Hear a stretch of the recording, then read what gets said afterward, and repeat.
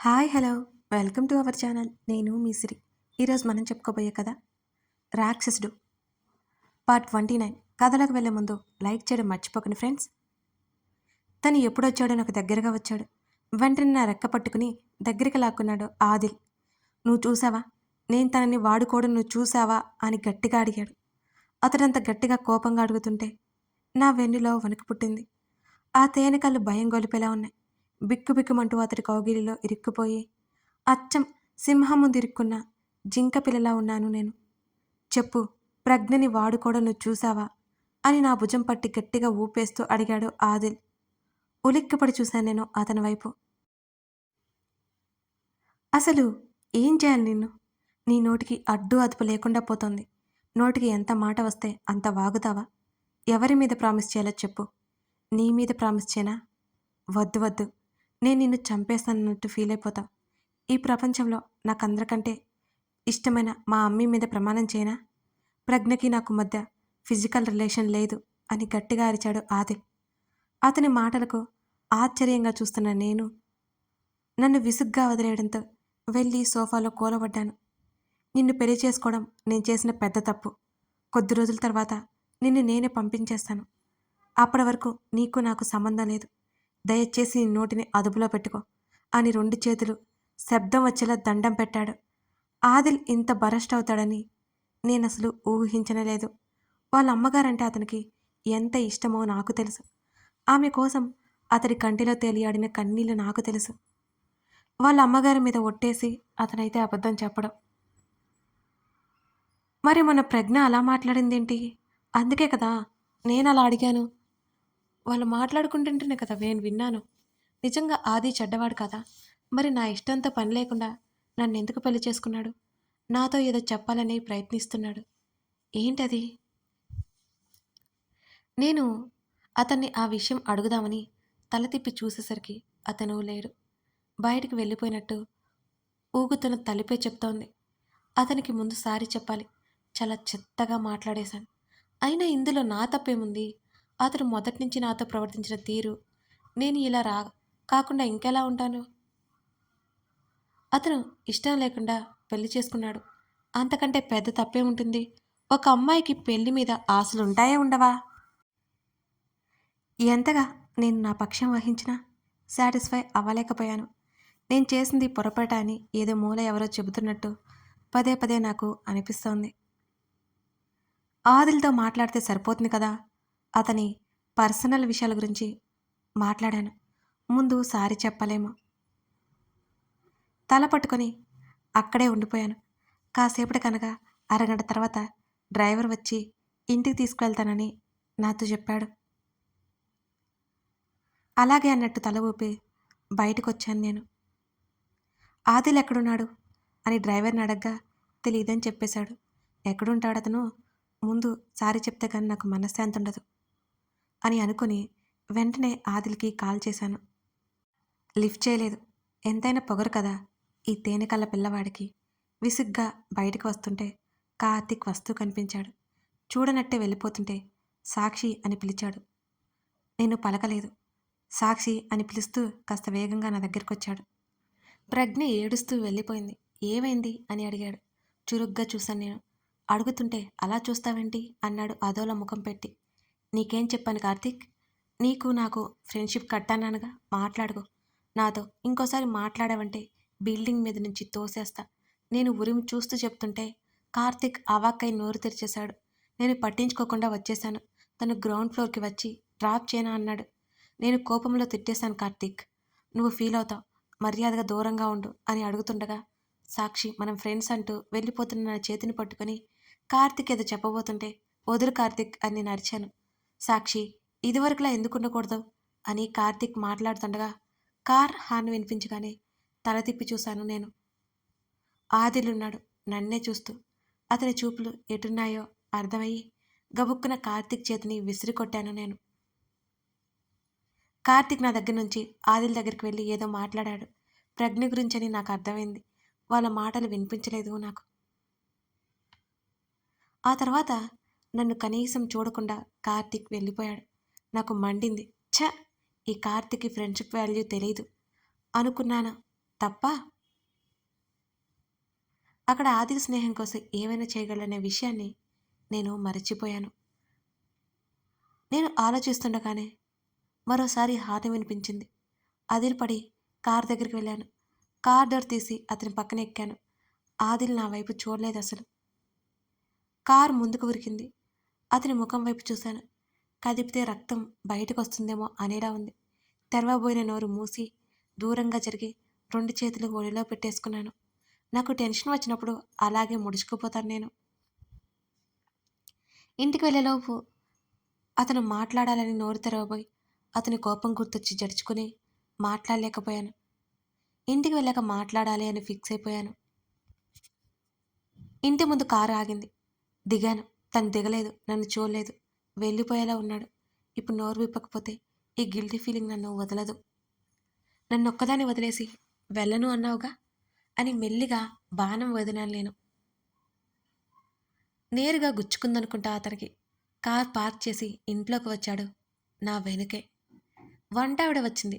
Already lunch prepare చేసినట్టే ఉంది. భోజనం సిద్ధమైంది ఆదిబాబు అని అంది ఆవిడ. వస్తున్నా ఆంటీ, 5 మినిట్స్. తను మెట్లెక్కి పైకెళ్ళిపోయాడు. ఆవిడ నన్ను అడగలేదు. ముఖం తిప్పేసుకుంది. నేను ఆశ్చర్యంగా నోరు తెరిచి చూశాను ఆవిడ వైపు. ఆమె కోపం ఎందుకో నాకు తెలుసు. ఆదిల్ నా వల్ల ఇబ్బంది పడుతున్నాడు అనుకుంటుంది. కానీ నేను అతని మూలంగా ఎంత నష్టపోయానో ఆమెకేం తెలుసు. నేను రుసరుసలాడుతూ ఆదిల్ని అనుసరించాను. నేను వెళ్ళేసరికి డ్రెస్ చేంజ్ చేసుకుని బయటికి వచ్చాడు ఆదిల్.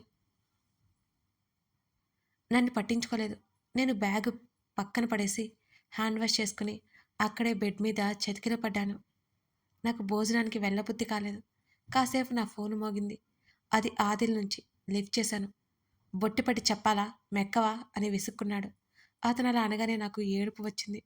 అతని కొంపలో పడి ఇతను తిండి తింటున్నాననేగా ఇలా అంటున్నాడు నన్ను.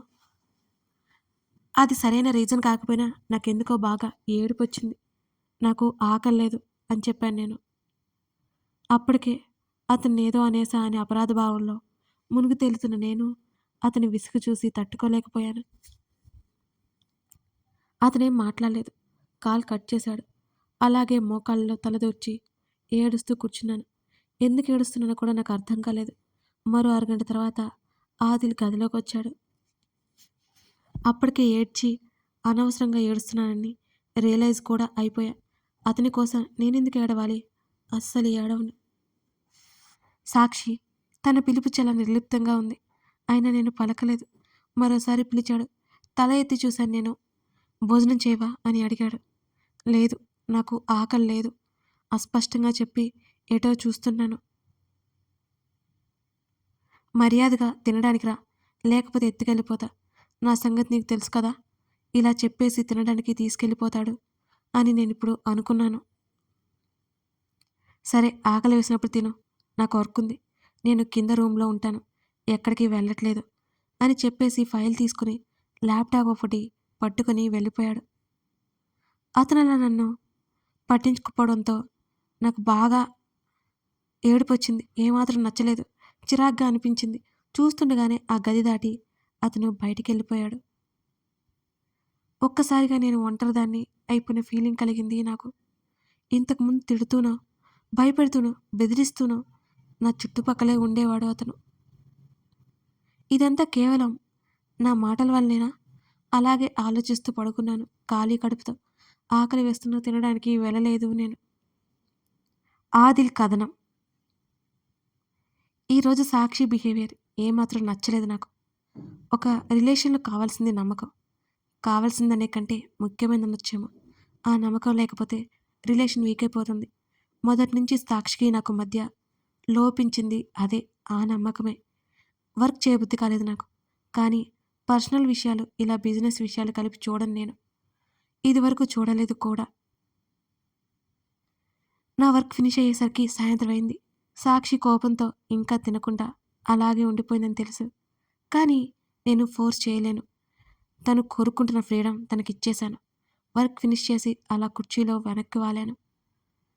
ఆ రోజు సాక్షి అమ్మిని చూడ్డానికి హాస్పిటల్కి వచ్చింది. తన మాటలు నాకెంతో ఊరటనిచ్చాయి. తనతో ఇంకెంతసేపైనా టైం స్పెండ్ చేయాలనిపించింది. తను ఇంటికి వెళ్ళిపోతుంటే ఇంకాసేపు ఉండమని అడగాలని అనిపించింది కూడా. అలా అడగలేకపోయాను. అందుకే డ్రాప్ చేస్తానని చెప్పాను. తను పర్వాలేదు అని తనే వెళ్ళిపోతాను అని చెప్పింది. ఒక చూపు చూడగానే గప్చుప్‌గా కారెక్కింది. నాకు మామూలు నవ్వు రాలేదు అసలు. ఎందుకో తనని హక్కులా భావిస్తున్నాను నేను. నేను ఏదో తనకి దగ్గర సంబంధం ఉన్నట్టు నా మాటలకి తను భయపడి రావడం ఇదంతా నాకు నచ్చింది.